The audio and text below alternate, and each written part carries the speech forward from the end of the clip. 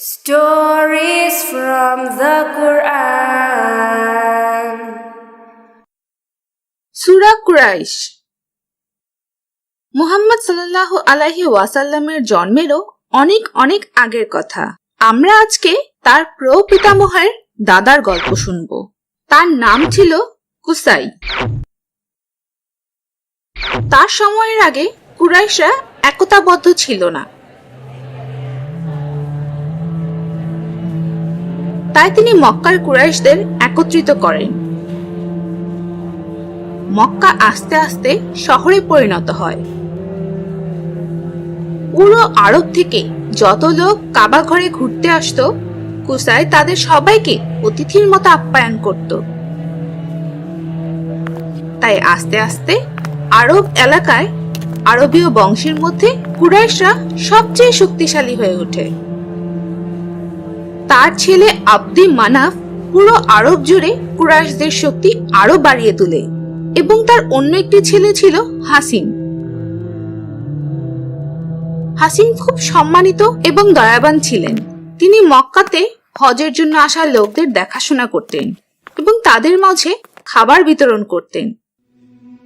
তিনি একজন ব্যবসায়ী ছিলেন এবং তার ব্যবসার জন্য তিনি শীতের সময় ইয়েমেন যেতেন এবং গ্রীষ্মের সময় সিরিয়া যেতেন। এই দুই দেশের সাথে তার খুব ভালো সম্পর্ক ছিল। সব জায়গায় কুরাইশরা বিশেষ সুবিধা এবং সম্মান পেত, কারণ হজের সময় তারা অন্য লোকদের খুব ভালোভাবে আপ্যায়ন করত। তাই তাদের ব্যবসায়িক সফরে কখনো কেউ আক্রমণ করেনি। পুরো আরব দেশে তারা খুব নিরাপদে ব্যবসা করতে পারত। দিন দিন মক্কা সবচেয়ে গুরুত্বপূর্ণ ব্যবসার কেন্দ্র হয়ে ওঠে। আল্লাহ তাআলা কুরাইশদের সব থেকে সম্মানিত জাতি করে তোলেন। হাসিমের ছেলের নাম ছিল আব্দুল মুত্তালিব। ইয়েমেনের রাজা আব্রাহা মক্কা নিয়ন্ত্রণের জন্য খুব লোভী হয়ে ওঠে। সামান্য কারণ দেখিয়ে সে বিশাল সেনাবাহিনী নিয়ে আসে মক্কা আক্রমণ করতে, কিন্তু আল্লাহ তাআলা তাদের পাখি দিয়ে ধ্বংস করে দেন। সেই সময়ে রোম ও পারস্য রাজ্য খুব শক্তিশালী ছিল। সেই অদ্ভুত ঘটনা পুরো পৃথিবীর জন্য বিশেষ সংকেত ছিল, যা তাদের সাবধান করেছিল মক্কা আক্রমণ না করতে। এই ঘটনার মাধ্যমে আল্লাহ তাআলা কুরাইশদের সব থেকে বেশি সম্মান দান করেন। তাই সূরা কুরাইশে আল্লাহ তাআলা কুরাইশদের তার প্রতি কৃতজ্ঞ হতে এবং ইসলাম গ্রহণ করতে বলেছেন। Stories from the Quran.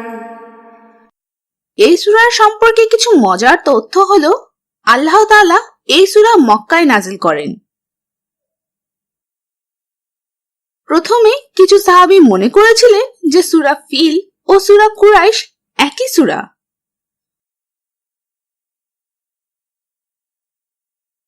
কুসাইকে মুজাম্মি বলা হতো, কারণ তিনি মক্কার কুরাইশ বংশের লোকদের একত্রিত করেছিলেন। কুরাইশ বংশের লোকেরা অনেক বছর যাবৎ কাবা ঘরের দেখাশোনা করেছিল। এই কাজ শুরু হয়েছিল কুরাইশদের অন্যতম নেতা কুসাইয়ের মাধ্যমে। সমস্ত আরবের মধ্যে কুরাইশ বংশের লোকেরাই সবচেয়ে বেশি শিক্ষিত ছিল। কুরাইশদের আগে হিমিয়ার লোকেরা আরব দেশকে নিয়ন্ত্রণ করত।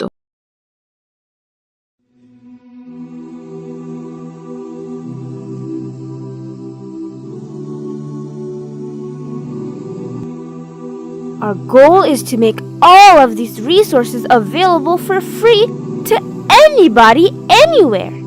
And we can do that because of your support.